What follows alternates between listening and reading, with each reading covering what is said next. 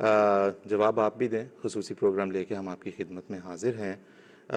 Programme کے نام سے لوگوں کو بعض کو یہ لگا کہ شاید یہاں پہ کوئی بہت شور شرابہ بحث مباحثہ جس طرح دوسرے چینلز کے اوپر دیکھنے ملتا ہے ایسا کچھ ہوگا. ایسا الحمدللہ نہیں ہوگا. جماعت احمدیہ کا مزاج ایسا نہیں ہے. ہماری جماعت احمدیہ کی ایسی تربیت نہیں ہے. الحمدللہ بڑا اللہ کا احسان ہے.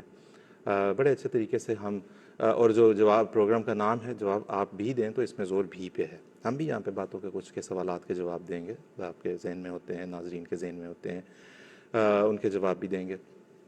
اور پھر بعد میں کچھ سوالات ہم اپنے ناظرین کو بھی درخواست کریں گے کہ ان کا جواب خود بھی لے کے آئیں, دوسروں سے بھی پوچھیں کہ وہ کیا اس بارے میں کہتے ہیں. لیکن خیر اس کی طرف ہم بعد میں آئیں گے. ہوا یہ ہے کہ گزشتہ کچھ دنوں سے کچھ نجی ٹیلی ویژن چینلز کو پاکستان میں یہ لگا کہ شاید جماعت احمدیہ کے خلاف جو عوام الناس کے دل میں سال ہا سال سے نفرت بھری ہوئی تھی وہ شاید ماند پڑنے لگی ہے. تو جب کہ ایسا نہیں ہے. انہوں نے بڑا اس کو کوشش کر کے بڑی محنت کر کے اس کو جو ہے وہ اسٹیٹ سپانسرڈ بیکنگ کے ساتھ جو ہے وہ اس کو انہوں نے زندہ رکھا ہوا. لیکن خیر وہ بڑے انہوں نے اپنے پرانے راگ نکالے اور انہیں الاپنے لگے. اسی طرح پھر سوشل میڈیا پہ یوٹیوب وغیرہ کے اوپر بھی بعض لاک ڈاؤن ہے فراغت کے ستائے ہوئے بعض لوگوں نے سمجھا کہ چلو جی یہ اچھا وقت ہے, مشہور بھی ہو جاتا ہے آدمی, معروف بھی ہو جاتا ہے جماعت احمدیہ کے خلاف بات کر کے. تو اس طرح سے جو ہے وہ گلی محلوں سے بھی لوگ اٹھ کے چلے آئے اور جماعت احمدیہ کے خلاف بڑی نفرت انگیز باتیں اور غلط باتیں, غلط فہمیاں پھیلانے لگے. تو اب ان سارے ہم وقت چونکہ کم ہے پروگرام کا, ہم 20-25 منٹ میں سے 30 منٹ میں ہم ریپ اپ کرنا چاہتے ہیں پروگرام کو. جو اس میں ہم جائیں گے اپنے میرے ساتھ جو آج مہمان ہیں جن سے ہم نے گفتگو کرنی ہے. طاول محمد زاہد صاحب ہیں, مشہود اقبال صاحب ہیں. مسئلہ یہ ہے جو کہ عجیب سی بات ہے کہ جماعت احمدیہ کے خلاف جب کسی نے نفرت پھیلانی ہے, وہ کوئی بھی ہے, وزیر ہے, سفیر ہے, جہاں سے بھی ہے, جو بھی ہے. 1974 میں اسمبلی کی کارروائی میں یہ کہا گیا, 1974 کی اسمبلی کی کارروائی کے بعد یہ ترمیم ہوئی اور اس کے مطابق ایسا ہے. اس اسمبلی کے ممبران کو زندگی بھر گالیاں دیتے رہے ہوں گے, لیکن یہاں پہ آ کے وہ ان کا بائبل بن جاتا ہے, یہاں پہ آ کے وہ ان کے لیے ایک مقدس صحیفہ بن جاتا ہے. عجیب و غریب بات ہے. بات اس موضوع کے اوپر ہم نے بہت مرتبہ کی ہوئی ہے, لیکن بہرحال ضرورت رہتی ہے بعض باتوں کی. جب تاریخ کی حقائق کے اوپر جب حملہ کیا جائے, انہیں مسخ کرنے کی کوشش کی جائے, تو بڑی اہم ضرورت ہوتی ہے کہ ہم بعض باتوں کو دہرائیں, نئی نسل کو بتائیں تاکہ انہیں بھی آگاہی حاصل ہو, اور عام سادہ لوگ جو بھی ان کے پیچھے لگ جاتے ہیں بیچاروں کے, انہیں بھی پتہ ہو کہ کیا بات ہو رہی ہے. میں نے پہلا سوال جو ہے وہ مشہود اقبال صاحب کی خدمت میں پیش کرنا ہے. وکیل ہیں, پاکستانی قانون پہ نظر رکھتے ہیں. اس سے پہلے یہاں پہ ہم 1974 یہ جو ان کا ریفرنس پوائنٹ ہے اور جو ان کا وہ ہے قبلہ و کعبہ, اس کی بات ہم کرنا چاہتے ہیں. ایک اس کے اسمبلی کی جو کارروائی ہے جو شائع ہوئی, اب اس کے پہلے والیوم کے پہلے صفحے کا پہلا پیراگراف آپ کو دکھا رہے ہیں, جس میں ہائی لائٹڈ حصہ آپ دیکھ لیں کہ جو چیئر کر رہے تھے ہاؤس کو, انہوں نے کہا علماء کو, ابھی جماعت احمدیہ کا وفد اندر داخل نہیں ہوا تھا, کوئی بات اگر پوچھنی ہو, if something of a very important nature comes to the notice of any honorable member, he can make a request and we can adjourn the house for 5 or 10 minutes. We can ask the witness to wait outside and we can discuss the matter among ourselves. کسی غیر, یہ کون کہتا ہے یہ جانبدار نہیں تھے. مشہود اقبال صاحب ہمارے ساتھ اس وقت ہوں گے. مشہود صاحب سے ہم یہ پوچھنا چاہتے ہیں کہ مشہود صاحب آپ ہمیں یہ بتائیں کہ جو اسمبلی اتنی واضح طور پہ جو ہے وہ جانبدار تھی, ایک طرف اس کا جھکاؤ اتنا شدید تھا کیونکہ وہ تو ایک پارٹی بن گئے نا ان علماء کے ساتھ مل کے, تو اس پہ ہم یہ آپ سے پوچھنا چاہتے ہیں کہ ایسی جانبدار اسمبلی جو اپنے شہریوں کے دین اور مذہب کا تعین کرنے کے لیے بیٹھی ہے, لیکن دوسرے شہریوں کے ساتھ ایک پارٹی بن گئی ہوئی ہے, اس کی کوالیفیکیشن کیا ہے اس اسمبلی کی, اس کی اسمبلی کے فیصلے کو ہم کیسے سمجھ لیں کہ انہوں نے کوئی حق پہ مبنی فیصلہ کیا ہوگا؟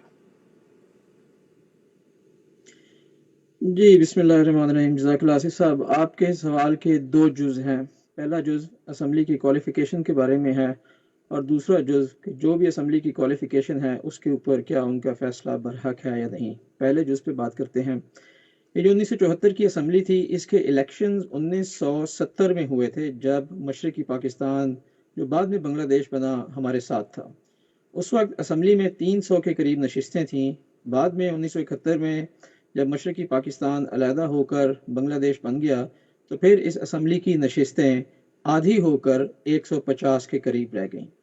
ان 150 نشستوں کے اندر 3 مختلف مذہبی جماعتیں موجود تھیں. پہلی جماعت جمعیت علماء اسلام، دوسری جمعیت علماء پاکستان اور تیسری جماعت اسلامی. اب ان تینوں کا میں فردن ذکر کرتا ہوں. سب سے پہلے جمعیت علماء اسلام. اس کے لیڈر تھے مفتی محمود صاحب، جو قیام پاکستان سے قبل جمعیت علماء ہند کے بڑے متحرک اور سرگرم کارکن تھے، اور جمعیت علماء ہند نظریہ پاکستان کی شدید مخالف تھی. ان کا کانگریس کے ساتھ الحاق تھا. 1946 کے الیکشنز میں انہوں نے مسلم لیگ اور قائد اعظم کے خلاف بڑی بھرپور تحریک چلائی. بہرحال پاکستان بن گیا. مفتی محمود کا تعلق چونکہ پشاور سے تھا، یہیں پر ان کی پراپرٹیز، ان کے گھر بار، مال مویشی تھے، تو اکنامک بینیفٹ کی وجہ سے ان کو پاکستان میں رہنا پڑا. جب یہ پاکستان میں تھے تو اس وقت انہوں نے جمعیت علماء اسلام، جو مولانا شبیر احمد عثمانی نے جمعیت علماء ہند سے ٹوٹ کر بنائی تھی، اس میں مفتی محمود نے پہلے تو شرکت کی، اور پھر اس کے بعد آہستہ آہستہ مولانا شبیر احمد عثمانی کی وفات کے بعد انہوں نے اس جماعت کی سربراہی اپنے ہاتھ میں لی. 1971 میں جب مشرقی پاکستان علیحدہ ہو کر بنگلہ دیش بنا تو مفتی محمود نے بیان دیا کہ میں پاکستان بننے کے گناہ میں شریک نہیں تھا. یہ تھی مفتی محمود صاحب کی پولیٹیکل کوالیفیکیشن. اب ذرا ریلیجس کوالیفیکیشن کے اوپر میں بتاتا ہوں آپ کو. جمعیت علماء اسلام، ان کے جو ممبران تھے اسمبلی میں، ان کی تعداد تھی 7. اب یہ 7 کے ساتھ جو ہیں، ان کا تعلق دیوبندی مسلک کے فکر کے ساتھ ہے. اب دیوبندیوں کے خلاف 300 علماء کا ایک فتویٰ ہے، وہ میں منوان آپ کو پڑھ کے سناتا ہوں، اور ان 300 علماء کے اندر بریلوی بھی شامل ہیں، اور بریلویوں کا میں بھی تھوڑا سا بات ذکر کروں گا. سب سے پہلے یہ جو فتویٰ ہے جو جمعیت علماء اسلام کے دیوبندی مولویوں کے خلاف ہے، میں وہ منوان ذرا پڑھتا ہوں. وہابیہ دیوبندیہ اپنی تمام عبادتوں میں اولیاء، انبیاء، حتیٰ کہ حضرت سید المرسلین و آخرین صلی اللہ علیہ وآلہ وسلم اور خاص ذات باری تعالیٰ کی اہانت اور ہتک کرنے کی وجہ سے قطعاً مرتد اور کافر ہیں، اور ان کا ارتداد اور کفر سخت سے سخت درجہ تک پہنچ چکا ہے. ایسا کہ جو ان مرتدوں اور کافروں کے ارتداد اور کفر میں ذرا بھی شک کرے، مرتد اور کافر ہے. مسلمانوں کو چاہیے کہ ان سے بالکل ہی محترز اور مجتنب رہیں. ان کے پیچھے نماز پڑھنے کا تو ذکر ہی کیا ہے، اپنے پیچھے بھی ان کو نماز نہ پڑھنے دیں، اور نہ ہی مسجدوں میں گھسنے دیں. نہ ان کا ذبیحہ کہیں، نہ ان کی شادی غمی میں شریک ہوں، نہ اپنے پاس ان کو آنے دیں.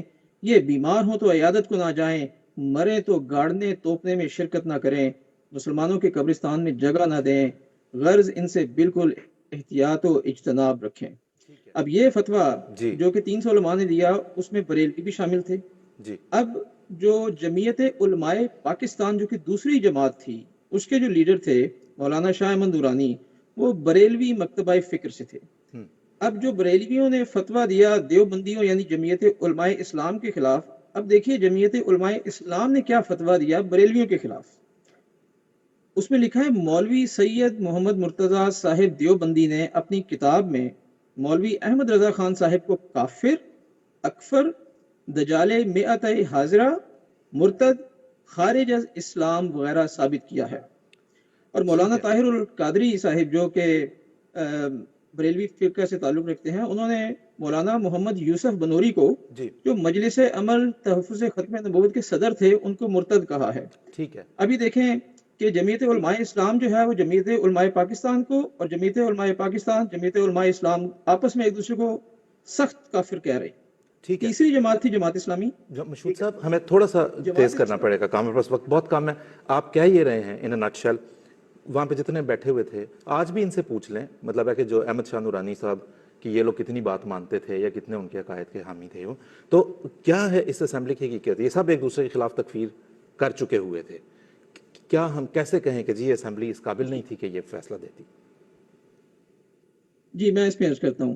अब देखिए कि ये 150 मेंबरान की असम्बली थी, 150 मेंबरान की असम्बली को एक स्पेशल कमेटी में तब्दील किया गया। स्पेशल कमेटी का जो कोरम था वो सिर्फ 40 मेंबरान का रखा गया, जी और 40 मेंबरान में से जो करारदाद का फैसला करना था वो सादा अक्सरियत से, यानी 21 मेंबरान अगर इस करारदाद के हक में वोट देते तो इसको पास किया जाना था। ठीक अब है 7 या 8 करोड़ की आबादी जो पाकिस्तान की उस वक्त थी, उसमें से 150 लोग असम्बली के, उनमें से 40 लोग, और उन 40 में से भी सिर्फ 21 लोग, और इन 3 मजहबी जमातों की जो नशिस्तें थी वो बनती थी 18, मौलाना कौसर न्याजी को मिला के 19, इसी तरह से जो शिया हजरात हैं जिनको सब लोग काफिर कहते हैं उनको मिला के तो जी ये 21 की तादाद आराम से बन जाती थी। अब ठीक है कहने का ठीक है मकसद ये है कि ये जो उलमा का टोला था आपस में जो एक दूसरे को काफिर कहता है, जो एक दूसरे को काफिर कह रहा है, उनके हाथ में इतना अहम मसला दिया गया और 21 लोग इसका फैसला कर रहे हैं। ठीक अब है जो मैं आखिरी बात इसमें बताऊं कि आपने जी पूछा कि इनकी क्वालिफिकेशन क्या है।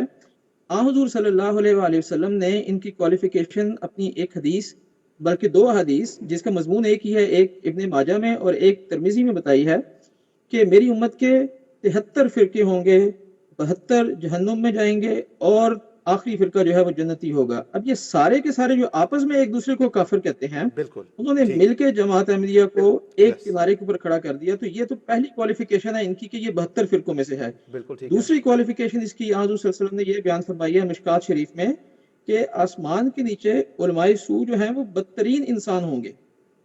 तो ये इनकी दूसरी क्वालिफिकेशन ठीक है। है अब आपके बेहतरीन सवाल का जो दूसरा जुर्म है, क्या मशहूद साहब इनके हमें इनकी वापस आएंगे हम क्वालिफिकेशन इसकी पर तरफ। फैसला। मशहूद साहब मैं माफ़ी चाहता हूँ, वक्त हमारा कम होता जा रहा है, वापस हम इस तरफ आएंगे। मशहूद साहब ने ये अभी हमें जिस तरह से बताया इन अ नटशेल, लेकिन चूंकि इस पर पहले भी बहुत दफ़ा बात हो चुकी है, आप लोग देख भी सकते हैं जाके, बड़ी बड़ी शह सुर्खियाँ थीं नवाए वक्त अखबार की गालिब मुझे याद पड़ती है, जिसमें लिखा था उम्मत मुस्लिमा के 72 फिरकों ने जो है वो मिल के कादियानियों को गैर मुस्लिम करार दे दिया। उस वक्त सितंबर 1974 में जब ये सब कुछ हुआ, खुद उन्होंने अपने आप को खुद वो क्वालिफाई कर गए, इकरार किया उन्होंने, और बड़ी शौक़ी और खुशी के साथ अपनी वो सनद दिखाई कि देखो नबी करीम सल्लल्लाहु अलैहि वसल्लम की हदीस के मुताबिक ये हमारी औकात है, ये हमारी हैसियत है। मोमिन साहब मैंने आपके पास आऊँगा एक सवाल पूछने के लिए इसी असम्बली के हवाले से, लेकिन एक हमारे पास एक और स्लाइड है जो जल्दी से हम अपने नाज़रीन को दिखाते हैं और बात को आगे बढ़ाते हैं। मोमिन साहब सवाल पूछने से पहले ये 1974 की जो कार्रवाई थी, ये उसका कंक्लूजन, जो आखिरी सबमिशंस थी जिसकी बुनियाद पे तरमीम की गई, तरमीम ये है कि a person who does not believe in the absolute and unqualified finality of prophethood of Muhammad, peace be upon him, the last of the prophets, or claims to be a prophet in any sense of the word or of any description whatsoever after Muhammad, peace be upon him, or recognizes such a claimant as a prophet or a religious reformer, is not a Muslim for the purposes of constitution or law. किसी भी हैसियत में किसी को भी मानता है, मुजद्दिद के तौर पे भी मानता है, दायरा इस्लाम से खारिज है। मोमिन साहब आपसे हम ये पूछेंगे, सारा मसला इसी बात के गिर्द तो ये उठाया गया कि अहमदी जो हैं वो हज़रत मिर्ज़ा साहब अलैहिस्सलाम को आन सल्लम के बाद नबी मानते हैं। आइनी तरमीम में ये अल्फाज जो हैं ये वाज़ेह तौर पे शामिल कर दिया, ठीक है। तो फिर इस तरमीम की रूह से आप हमें बताएं, चूँकि उम्मत मुस्लिमा मसीह व महदी के आने की मुंतज़िर तो है, तो आप अगर हमें ये बताएं कि इसकी रूह से फिर ये पाकिस्तान के तमाम अहमदियों की क्या हैसियत रह जाती है, पाकिस्तान के तमाम मुसलमानों की। आसिफ साहब जज़ाकुमुल्लाह, आपकी ये बात बिल्कुल दुरुस्त है कि जमात अहमदिया के ख़िलाफ़ जब भी बात की जाती है, खा कोई एंकर किसी मसले को उठाए या कोई मौलवी साहब बात शुरू करें, तो वो हमेशा इसी बात से बात शुरू करते हैं कि जी हज़रत सल्लल्लाहु अलैहि वसल्लम ख़ातमुन नबिय्यीन हैं, आखिरी नबी हैं, और चूँकि कादियानियों ने इस असल का इनकार कर दिया है लिहाजा वो गैर मुस्लिम हैं। तो लेकिन ये अलग बात है कि जब भी किसी मौलवी साहब को ये कहा जाए कि इसी ख़त्म नबूवत के मसले पर कुरान मजीद की रूह से बात कर लो, तो मुकम्मल तौर पे आए बाएँ शाये करते हैं या रकीक एतराज़ात पर उतराते हैं। मैं इस बात को नहीं छेड़ता। हकीकत ये है कि अल्लाह के फजल से जमात अहमदिया ने 100 साल में ख़त्म नबूवत के मसले पर जो दलाइल पेश किए हैं वो पहाड़ की तरह खड़े हैं, और किसी मौलवी में, किसी एंकर में, किसी दूसरे शख्स में ये जुर्रत नहीं है कि इस बुनियादी मसले पर जमात अहमदिया के पेश करदा दलाइल को तोड़ सके और उनका रद्द कर सके।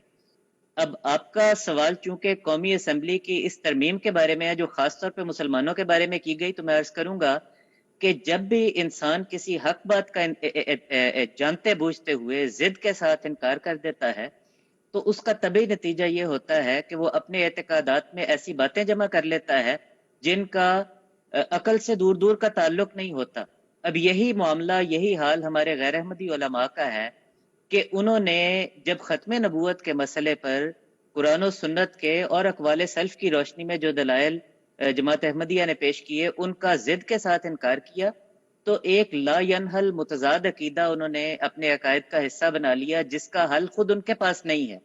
اب ایک طرف یہ کہتے ہیں کہ حضرت صلی اللہ علیہ وسلم ہر لحاظ سے آخری نبی ہیں اور آپ کے بعد کوئی نبی نہیں آ سکتا, اور دوسری طرف تمام کی تمام امت بیٹھ کر سوائے ایک معمولی تعداد کے حضرت عیسیٰ علیہ الصلوۃ والسلام کا انتظار کر رہی ہے اور ان کے انتظار میں آنکھیں بچھائے بیٹھی ہے کہ وہ آپ صلی اللہ علیہ وسلم کے بعد تشریف لائیں گے.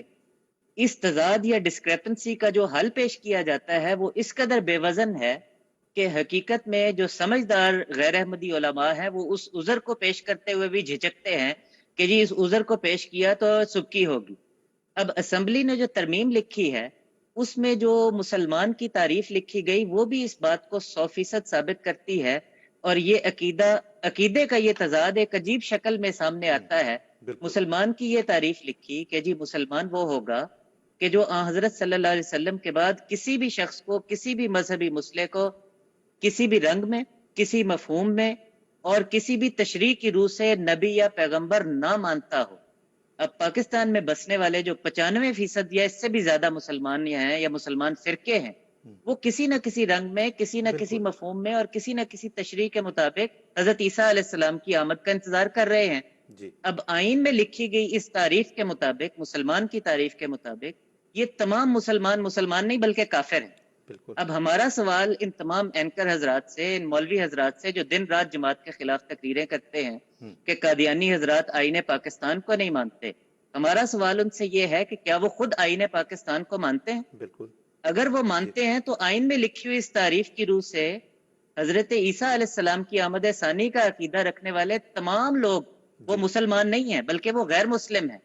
تو آئندہ ہمیں آئین کو ماننے کا درس دینے کی بجائے خود ہمیں بتائیں کہ وہ خود آئین کی تعریف کی روح سے مسلمان کس طرح ثابت ہوتے ہیں. یہ ہمارا سوال ہے. بالکل نوٹ فرمائیں جناب. ناظرین سارے احمدی ہمارے ناظرین بھی اس میں مخاطب ہیں, پاکستان میں رہتے ہیں, انہیں ظاہر ہے ایسے لوگوں سے بات کرنی پڑتی ہے جن کے ساتھ یہ گفتگو جو ہے بڑی ریلیونٹ ہو سکتی ہے. جو دوسرے لوگ بھی جماعت احمدیہ دائرہ اسلام سے خارج ہے, کیونکہ 74 کی اسمبلی نے یہ کہہ دیا, کیونکہ 74 کی آئینی ترمیم نے یہ کہہ دیا, وہ کہہ دیا. جائیں جا کے پہلے یہ دیکھیں آپ کا اپنا اسلام کس حد تک خطرے میں ہے, کس حد تک محفوظ ہے. اس آئین نے تو کسی کو بھی مسلمان نہیں رہنے دیا. اس آئین نے, اس ترمیم نے کسی کو بھی مسلمان نہیں رہنے دینا تھا. امام جماعت احمدیہ مرزا ناصر احمد صاحب اس وقت جو اسمبلی میں پیش بھی ہوتے رہے, تشریف لے جاتے رہے, انہوں نے بھی واضح طور پہ فرمایا آج تک ہمارے خلفاء بتاتے ہیں اس آئین کے ساتھ رہو گے کوئی مسلمان اس کی تعریف سے نہیں رہے گا.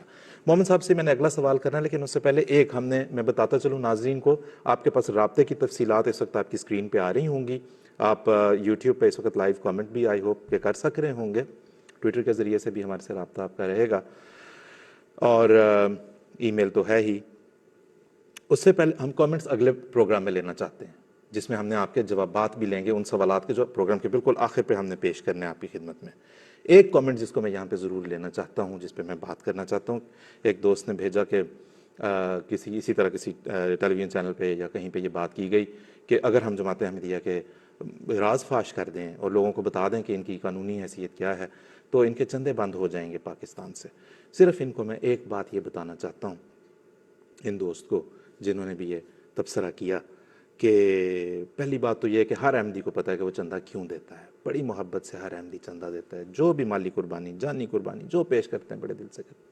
انہیں پتہ ہے کہ قرآن کریم کی اشاعت کا کام, قرآن کریم کی ترسیل ساری دنیا میں اسے پہنچانا, اس کے علاوہ غرباء, اس کے علاوہ مساکین, اس کے علاوہ پیاسے لوگوں کے لیے پانی کے کنویں, اس کے علاوہ خدمت انسانیت, اس کے علاوہ طلباء کے لیے جو ہے وہ تعلیمی گرانٹس, اس کے علاوہ بے شمار ایسے کام جو دین اسلام کی اشاعت کے لیے اس وقت کیے جا رہے ہیں, وہ ان سے ہوتا ہے.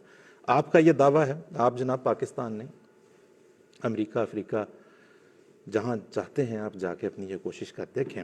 اول تو ہر احمدی بڑی محبت سے دیتا ہے. اگر آپ اس کوشش میں اگر کامیاب ہو بھی گئے تو جماعت احمدیہ کی رفتار, جس کی جو ترقی کی رفتار ہے, اس میں ایک ذرہ برابر فرق نہیں آئے گا. الحمدللہ نہیں آیا, کیونکہ تاریخ میں ایسی واقعات ہوئے ہیں جس وقت سب جو مالی جو تھی اس وقت جماعت کے ایسٹ تھے وہ کوئی ایک اور جماعت اٹھا کے لے گئی, اور اللہ کے فضل سے جماعت کی رفتار ترقی کی صرف بڑی. خیر ہم اس پہ تفصیل سے بعد میں بات کریں گے. محمد صاحب ایک اور بات ہمیں بتاتے چلیں، وقت ہمارے پاس کم ہوتا جا رہا ہے. الزام یہ لگایا جاتا ہے کہ اسمبلی کی کارروائی کے دوران حضرت مرزا ناصر احمد صاحب خلیفۃ المسیح الثالث نے جو ہے وہ دوسرے مسلمانوں کو کافر قرار دیا.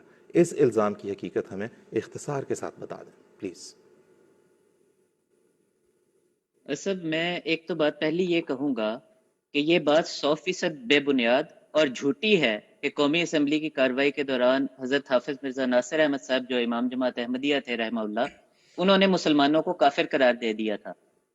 جو موقف وہاں پر علی اعلان پیش کیا گیا تھا اس کو میں اختصار کے ساتھ اگر پیش کروں تو وہ یہ ہے کہ کہا یہ گیا تھا کہ کفر دو طرح کا ہوتا ہے. ایک کفر اسلام کے دائرے سے باہر نکال دیتا ہے، اور دوسری قسم کفر کی وہ ہے جس میں انسان کوئی ایسا برا کام کر بیٹھتا ہے کہ وہ اسلامی تعلیم کے اعلیٰ معیار سے نیچے گر جاتا ہے، اور تاہم اس کے باوجود وہ اسلام کے دائرے کے اندر رہتا ہے، اس سے باہر نہیں نکلتا. یہ بات قرآن مجید سے ثابت ہے، یہ بات حدیث شریف سے ثابت ہے، یہ بات اقوال سلف صالحین سے ثابت ہے. چنانچہ سلف صالحین یہ لکھتے آئے ہیں کہ الکفر و کفران، کفر دو طرح کا ہوتا ہے. ایک وہ احدہما ینقل عن الملت والآخر لا ینقل عن الملت. ایک کفر وہ ہوتا ہے جو ملت اسلامیہ سے باہر نکال دیتا ہے، دوسرا اس سے باہر نہیں نکالتا. اب بانی جماعت احمدیہ کا انکار کرنے والوں کے متعلق ہمارا عقیدہ یہ ہے کہ وہ تمام مسلمان حضرات جو بانی جماعت احمدیہ کو نہیں مانتے وہ اسلامی تعلیم کے اس اعلیٰ معیار سے گر جاتے ہیں، اور بانی جماعت احمدیہ حضرت مرزا غلام احمد قادیانی کا انکار کرتے ہوئے ان کے منکر اور کافر ہو جاتے ہیں، تاہم پھر بھی وہ اسلام کے عمومی دائرے میں شامل رہتے ہیں. اب یہ ہمارا عقیدہ ہے. حضرت مسیح موعود علیہ السلام نے بھی یہی فرمایا کہ ابتدا سے میرا مذہب یہی ہے کہ میرے دعوے کے انکار کی وجہ سے کوئی شخص کافر یا دجال نہیں ہو سکتا. ہاں زال یا زیادہ ثواب سے منحرف ضرور ہوگا، میں اس کا نام بے ایمان نہیں رکھتا. اب یہ ہمارا عقیدہ ہے. یہی عقیدہ حضرت حافظ مرزا ناصر احمد صاحب نے بڑے زور شور سے قومی اسمبلی میں پیش کر دیا. ٹھیک ہے محمد یہ صاحب اس جھوٹ تکفیر کا انتہائی پیش جی محمد صاحب اس تکفیر بازی کا آغاز اگر ہمیں بتائیں کہ کہاں سے ہوا، کہاں سے تھا؟ کیا ہم نے اس کا آغاز کیا؟ کیا بانی جماعت نے اس کا آغاز کیا؟ اسب آپ نے بہت ہی اچھا سوال پوچھا. آپ کا سوال بہت ہی اچھا ہے کہ دیکھیں، گویا الزام یہ تاثر یہ دیا جاتا ہے کہ قومی اسمبلی میں جو فیصلہ کیا گیا وہ دراصل ایک جوابی فتویٰ تھا. اس کا آغاز احمدیوں نے کیا تھا. اگر تاریخ کا ایک ذرہ برابر بھی علم ہو تو اس قسم کا دعویٰ نہیں کیا جا سکتا. حضرت مرزا غلام احمد قادیانی علیہ السلام نے مسیح موعود ہونے کا دعویٰ 1891 میں کیا تھا، اور 1891 میں ہی مولوی محمد حسین بٹالوی نے ایک کفر کا فتویٰ لکھا. اس کے اوپر جا کے مولوی نذیر حسین دہلوی کے دستخط کروائے جو اہل حدیث کے چوٹی کے امام سمجھے جاتے تھے، اور پھر وہاں سے لے کے اس فتوے کو پورے بر صغیر میں گھوم کے 200 علماء کے دستخط کروا کے اس فتوے کو شائع کیا. تو کفر کی ابتدا تو انہوں نے کی، اور حضرت مسیح موعود علیہ السلام خود اپنی کتب میں لکھتے رہے کہ اس معاملے میں ہمیشہ سے سبقت میرے مخالفوں کی طرف سے ہے کہ انہوں نے مجھے کافر کہا، میرے لیے فتویٰ تیار کیا، میں نے سبقت کر کے ان کے لیے فتویٰ تیار نہیں کیا. ٹھیک ہے. اور اصل ایک پہلو یہ بھی ہے، میں اس کو اختصار کے ساتھ پیش کرنا چاہتا ہوں کہ جب یہ کہتے ہیں نا کہ جی چونکہ بالفرض اس قسم کی بات تحریرات پیش کر کے یا یہ دعویٰ کیا جاتا ہے کہ چونکہ احمدیوں نے کافر کہا تھا لہٰذا ہم نے بھی جواباً کافر قرار دے دیا. یہ طرز استدلال جو ہے یہ اس قدر بودا ہے، اور یہ آرگیومنٹ اس قدر فلوڈ آرگیومنٹ ہے کہ اگر اس طرز استدلال کو تسلیم کر لیں اور اس اصول کو تسلیم کر لیں کہ جس فرقے کی تحریرات میں دوسرے کے متعلق کفر کے فتوے موجود ہوں تو اس کو آئین کی روح سے قومی اسمبلی کو کافر قرار دینا چاہیے، تو پورے پاکستان میں صرف غیر مسلم رہیں گے، پاکستان میں بسنے والا کوئی ایک بھی فرقہ جو ہے وہ مسلمان نہیں ہو سکتا. بالکل ٹھیک ہے. اب اگر ابھی مشہود صاحب نے مثالیں ہیں، یعنی اگر ہم صرف احمد رضا خان بریلوی صاحب کے فتووں کی بات کریں، جس کا ایک فتویٰ مشہود صاحب نے پڑھ کر سنایا، ان کے الفاظ اس قدر سخت ہیں دوسرے مسلمانوں کے بارے میں کہ اللہ کی پناہ. یعنی وہ تو کہتے ہیں کہ وہابی، نیچری، قادیانی، غیر مقلدین، دیوبندی، چکتالوی یہ کفار مرتدین ہیں، اور جو ان کے آگے پیچھے تابع مطبوع سب کے سب بدعتی، مستحق نار جہنمی اور جہنم کے کتے. اور پھر کہتے ہیں یعنی اس حد تک ہے تو وہ کہتے ہیں کہ ان سب فرقوں کا یعنی بڑے بڑے تمام اسلامی فرقے جو بر صغیر میں بستے ہیں ان سب کا نام لے کر انہوں نے یہ علل اعلان خطیں لکھی ہیں کہ ٹھیک جن کا نکاح ہم، وہ کسی مسلم سے ہو، کافر سے ہو، مرتد سے ہو، وہ ہم مذہب سے ہو، غیر ہم مذہب سے ہو، کہتے ہیں کہ انسان سے ہو یا حیوان سے ہو. اب دیکھیے یعنی اندازہ کریں کہ ٹھیک وہ ہے کہتے ہیں کہ بالکل حیوان سے بھی نکاح نہ ہو.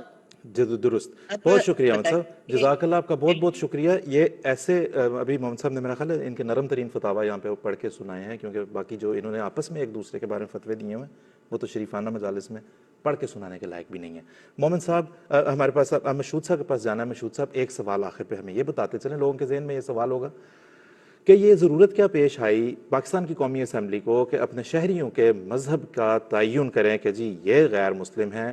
ایسے میں جیسا کہ ابھی محمد صاحب نے بتایا، آپ نے بھی پہلے بتایا، سب ایک دوسرے کو کافر قرار دے چکے تھے.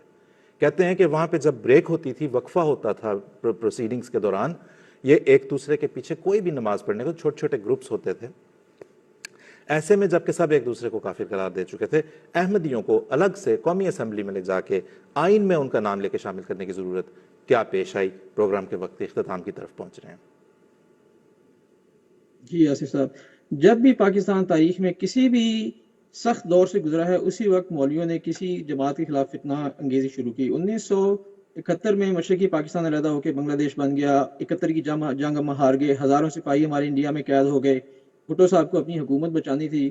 مولویوں نے اس وقت یہ شوشہ شروع کر دیا. بھٹو صاحب کو مولویوں کی سپورٹ کی ضرورت تھی. حکومت کو بچانے کے لیے انہوں نے مولویوں کو اعتماد میں لینے کے لیے اس ایشو کو ریز کر دیا. تھوڑا سا اور آپ ہسٹری میں چل جائیں، 1953 قیام پاکستان کے بعد ابھی کانسٹیٹیوشن بنا نہیں، نو مولود ریاست تھی، اور اس وقت مولویوں نے جماعت کے خلاف تحریک شروع کر دی اور ملک میں مارشل لا لگوا دیا. اسے مزید پیچھے چلے جائیں 1930s میں، 33 34 میں، کہ جب گول میز کانفرنسز ہو رہی تھی تحریک پاکستان کے لیے، اور اس وقت احرار اسلام نے یہ فتنہ اٹھا دیا اور جماعت کے خلاف جو تھے وہ ملک کے اندر ہنگامے شروع کر دیے.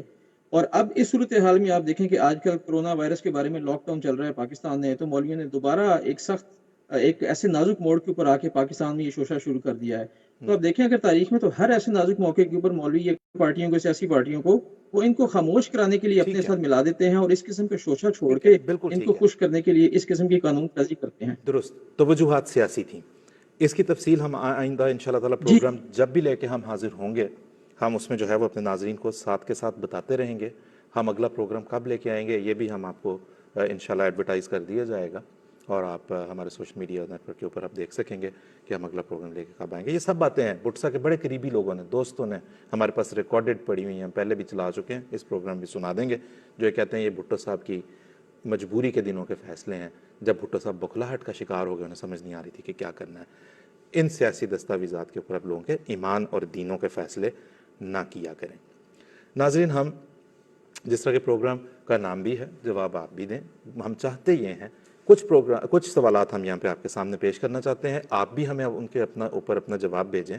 غیر از جماعت ناظرین بالخصوص ہمارے مخاطب ہیں، اور آئندہ کسی بھی ٹیلی ویژن چینل کے اوپر، کسی بھی سوشل میڈیا کے پلیٹ فارم کے اوپر کوئی لیڈر، کوئی سیاستدان یا کوئی دوسرا شہرت کا بھوکا کوئی اٹھتا ہے جن کو شوق ہوتا ہے کہ جی ہم احمدیوں کے خلاف کچھ کریں، ریٹنگ بڑھ جائے گی، فالوئنگ بڑھ جائے گی، ان کو یہ اس حوالے سے جب وہ 1974 کا نام لیں انہیں یہ 3 سوال ضرور پوچھیں. پہلا سوال ہم آپ کو آپ کی اسکرین پہ دکھاتے ہیں، آپ نوٹ کریں، اور اس کے ہم آپ سے جب 1974 کی آئینی ترمیم حضور صلی اللہ علیہ وسلم کے بعد کسی بھی نبی یا مجدد کی آمد پر ایمان سے انسان کو دائرہ اسلام سے خارج کر دیتی ہے، تو حضرت عیسیٰ علیہ السلام کا انتظار پاکستانی مسلمانوں کو کیا قرار دیتا ہے؟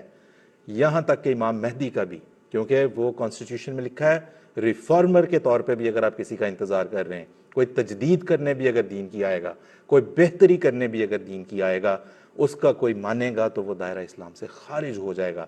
یہ دین کے کتنے بڑے دشمن ہیں، خود غور کریں آپ، جن کو نہ دین میں تجدید کی اب ضرورت محسوس ہوتی ہے، اور دیکھ لیں دنیا مسلمانوں کے حالات اس وقت ہیں کیا. اگلا سوال آپ نوٹ کریں پلیز، آپ اپنی اسکرین پہ بھی دیکھیں گے کہ 1953 میں پاکستانی علماء مسلمان کی کوئی تعریف پیش نہ کر سکے آن ریکارڈ. آپ جائیں اور جا کے 1953 کی جو منیر انکوائری رپورٹ ہے پڑھ لیں. وہ کہتے ہیں کہ ہم جرا کرتے رہے مہینوں، ان کو بلاتے رہے، علماء کرام ماشاءاللہ جو ہیں نام نہاد، ان کو کہتے رہے مسلمان کی تعریف تو بتاؤ تاکہ اس کے مطابق ہم احمدیوں کو غیر مسلم قرار دیں. وہ کہتے ہیں کوئی ایک تعریف ہمارے پاس نہیں لے کے آ سکے.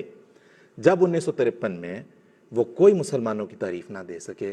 21 سال بعد مسلمان کی تعریف بیان کرنے کا موقع مل ہی جب گیا تو پھر بھی یہ نہ بتا سکے کہ مسلمان کون ہوتا ہے. یہ بتا دیا کہ مسلمان کون نہیں ہوتا. ایسا کہاں ہوتا ہے؟ میں آپ کو پوچھوں کہ کسی کو پوچھوں موبائل فون کیا ہوتا ہے تو وہ کہے یہ موبائل فون نہیں ہوتا. ایسے تو بات نہیں ہوتی, وہ معقول بات نہیں ہے. آپ مسلمان کی تعریف آپ کے پاس ہے ہی نہیں, کسی کے پاس بھی نہیں ہے. آج آپ کسی کو دعوت دے لیں, پوچھیں ان سے, یہ سوال آپ کے سامنے ہے, ہمارے سے رابطہ کرنے کی تفصیلات آپ کے سامنے ہیں, جو آپ کو جواب ملے ہمیں ضرور اس سے بتائیں, ہمیں بڑا تجسس ہے. ایک اور سوال نوٹ کر لیں جناب, ہوم ورک تھوڑا سا زیادہ ہوتا جا رہا ہے. جن علماء نے اسمبلی میں بیٹھ کر احمدیوں کو کافر قرار دیا وہ سب ایک دوسرے کو کافر قرار دے چکے ہوئے تھے. پھر آئینی ترمیم احمدیوں ہی کے خلاف کیوں کی گئی؟ یہ 3 سوالات ہیں. رابطے کی تفصیلات آپ کے سامنے ہیں اور وقت ہمارے پروگرام کا اس وقت ختم ہو گیا ہے.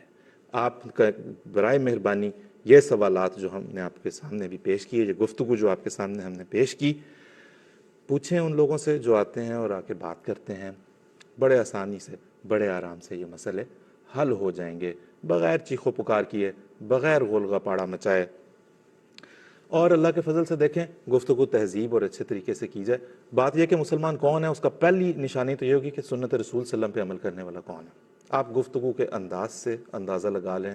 ہمارے ائمہ, ہمارے امام جماعت احمدیہ خلیفۃ المسیح الخامس کی آپ یوٹیوب پہ جا کے حضور کا نام سرچ کر لیں, غیر احمدی علماء سے ہم کہہ رہے ہیں, ان کا کوئی خطبہ سن لیں, کوئی تقریر سن لیں. کیا خوبصورت, کیا محبت بھرا انداز ہے بات کرنے کا. ہم وہاں سے سیکھنے کی کوشش کرتے ہیں. باقی جو ہمارے خلاف جو آ کے بات کرتے ہیں, شور شرابہ جو ان کا طرز ہے, جو ان کا انداز ہے, کون کہے گا کہ یہ مسلمانوں کو, وہ تو اس سے وہ یاد آتا ہے جو نبی کریم صلی اللہ علیہ وسلم نے صبر کیا اور کفار مکہ جس طرح استہزاء کرتے اور چڑھ چڑھ کے حملے کرتے تھے. ہم کہنا نہیں چاہتے لیکن آپ کبھی خود مقابلہ کر کے دیکھ لیں, صاف جواب آپ کو مل جائے گا. تو ناظرین جواب آپ بھی دیں, رابطے کی تفصیلات آپ کے سامنے ہیں, ہم انتظار کریں گے کہ ان پہ جواب دوسرے بھی جو علماء وزیر سفیر آتے رہیں وہ خود بھی دینا چاہیں تو دے سکیں. آئے گا کوئی نہیں, بالکل بھی کوئی نہیں آئے گا, چیلنج ہے. ان کے پاس آپ خود جا کے ان سے ویسے لینا چاہتے ہیں لے کے ہمیں بھی بتائیں یہ ان سوالات کے بارے میں کیا کہتے ہیں. تو ناظرین انشاءاللہ جیسے میں نے عرض کی ہم آپ کو اگلے پروگرام کی بعد میں مطلع کر دیں گے. سوشل میڈیا کے ذریعے سے ایڈورٹائز ہو جائے گا کہ کب ہے. ابھی کے لیے اجازت دیجیے. السلام علیکم ورحمۃ اللہ وبرکاتہ.